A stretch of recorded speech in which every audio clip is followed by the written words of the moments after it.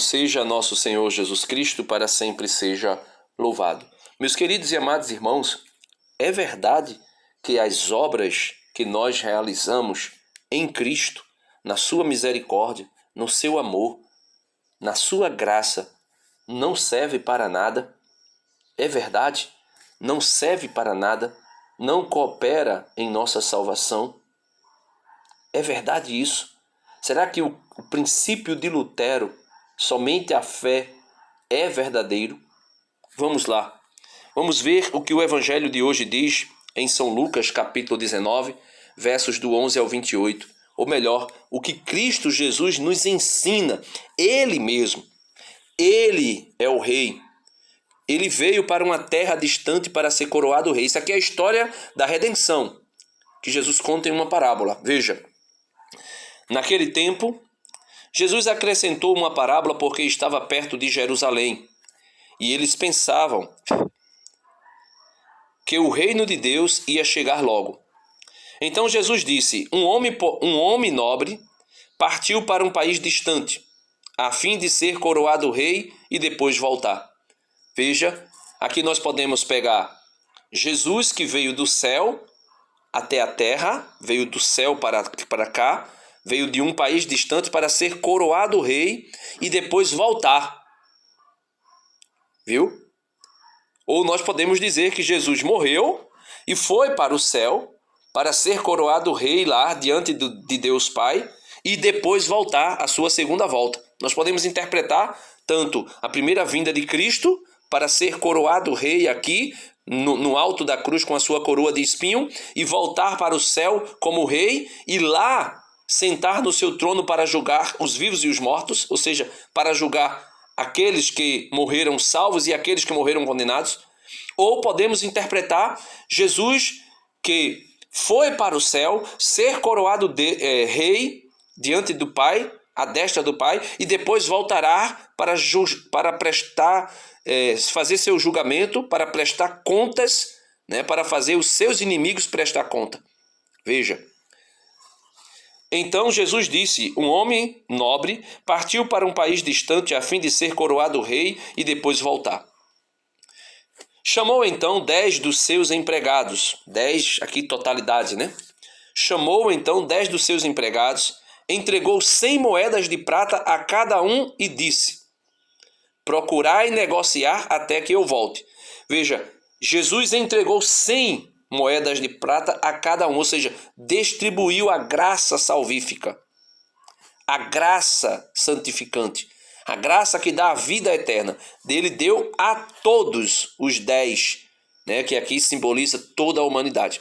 Ele deu a graça, ele distribuiu a graça a todos. Seus co-cidadãos, porém, o odiavam, ou seja, os fariseus, os saduceus, os escribas, os mestres da lei, os anciãos do povo. Seus co-cidadãos, porém, o odiavam. E enviaram uma embaixada atrás dele, dizendo: nós não queremos que esse homem reine sobre nós. Então existia um grupo seleto que era judeu, como Jesus era judeu, que não queria o reinado de Cristo sobre suas vidas. Versículo 15. Mas o homem foi coroado rei e voltou. Então Deus não quis saber daquela comissão ou daquela comitiva de inimigos que queria que o seu filho não reinasse. Mas o homem foi coroado rei por Deus Pai. Mandou chamar os empregados, aos quais havia dado o dinheiro, a fim de saber quanto cada um havia lucrado. Veja, querendo saber o que eles fizeram, quais obras eles fizeram com a sua vida, com a graça que Deus havia lhe dado. Mas o homem foi coroado rei e voltou. Mandou chamar os empregados, aos quais havia dado o dinheiro, a fim de saber quanto cada um havia lucrado. O primeiro chegou e disse: Senhor, as 100 moedas renderam 10 vezes mais. Aquilo que São Paulo disse: a graça de Cristo em mim não foi estéril, não foi vã, não foi inútil. Ao contrário, eu trabalhei mais do que todos os apóstolos. Aí ele diz: não eu, o mérito não é meu, Não eu. O mérito não é do católico que trabalha. Não eu. Não eu, mas a graça de Deus habitando em mim trabalhou. E aqui está, Senhor, as tuas 100 moedas, que renderam 10 vezes mais, porque eu trabalhei. Todo aquele que produzir bom fruto permanecerá. Aquele que não produzir bom fruto será cortado. O homem disse, né? O Senhor Jesus disse, o homem disse, muito bem, servo bom, fostes fiel em coisas pequenas, recebe o governo de 10 cidades. Ou seja, Jesus disse que nós iremos sentar em tronos para julgar até os anjos decaídos. Que os 12 apóstolos iriam sentar em tronos para julgar as 12 tribos de Israel. Ou seja, no reinado de Cristo, nós temos um lugar de honra e um lugar para governar. O segundo chegou e disse, Senhor, as 100 moedas renderam 5 vezes mais. Né? Já não produziu o que o primeiro produziu. O homem disse também a este, recebe tu também o governo de 5 cidades. O segundo chegou e disse, Senhor, as 100 moedas renderam 5 vezes mais.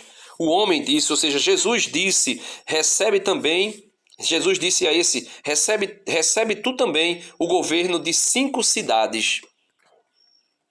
Chegou o outro empregado e disse, Senhor, aqui estão as tuas 100 moedas que guardei num lenço. O preguiçoso. É o protestante que diz que a obra não serve para nada. Aí não faz nada. Não faz nada. Não faz caridade. Não faz penitência. Não faz nada. Porque diz, a obra não serve para nada. Eu só preciso crer. Chegou o outro, ou seja, o protestante, e disse, Senhor, aqui estão as tuas 100 moedas que guardei num lenço. Eu criei. Eu tenho fé. Eu sabia que era tua, né? Pois eu tinha medo de ti, porque és um homem severo. Recebes o que não destes e colhes o que não semeastes. O homem, Jesus Cristo, disse, servo mau e preguiçoso, eu te julgo pela tua própria boca. Tu sabias que sou um homem severo, que recebo o que não dei e colho o que não semeei.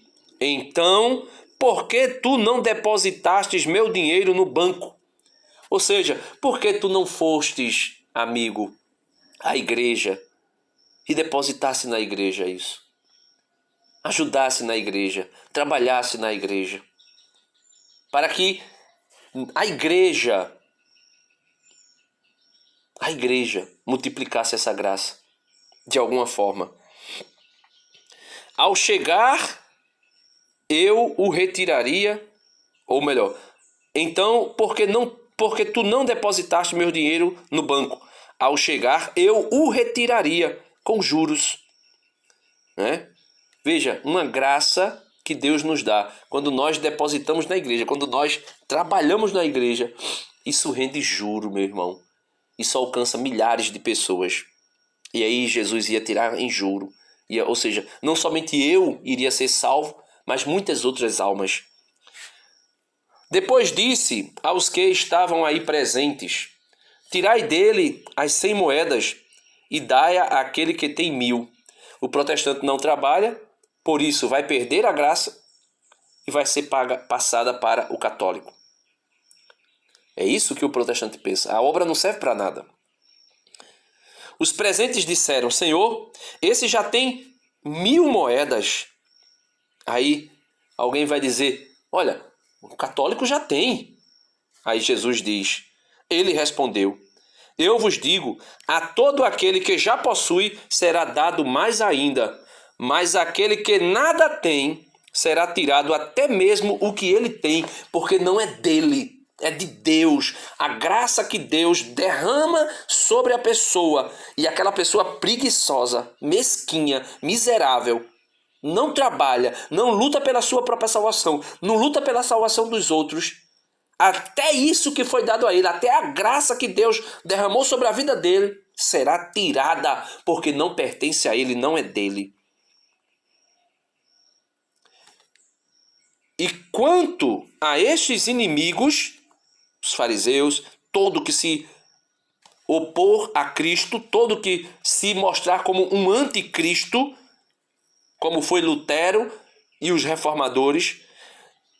E quanto a estes inimigos que não queriam que eu reinasse sobre eles na sua igreja, trazei-os aqui e matai-os na minha frente. Ou seja, trazei-os aqui e lance-os no inferno aqui na minha frente, diz o Senhor.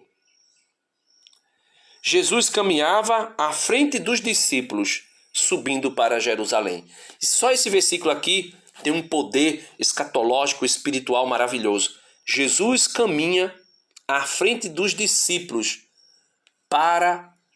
subindo para Jerusalém. Ou seja, Jesus caminha à frente da sua igreja neste mundo, subindo para a pátria celeste, para o reino eterno. E ai dos inimigos da igreja, ai daqueles que se opõem à igreja de Cristo, porque serão mortos e lançados no inferno. Obrigado, Senhor, porque o Senhor me deu a graça de fazer parte da tua igreja e o Senhor me concedeu os meios de trabalhar nela e assim alcançar a vida eterna como um servo bom e fiel. Sou infiel, mas me faz, Senhor, fiel. Faz-me fiel, faz-me fiel, poderoso Jesus, né? Faz-me fiel. É lindo ser católico. Deus abençoe você. Em nome do Pai, do Filho e do Espírito Santo. Amém.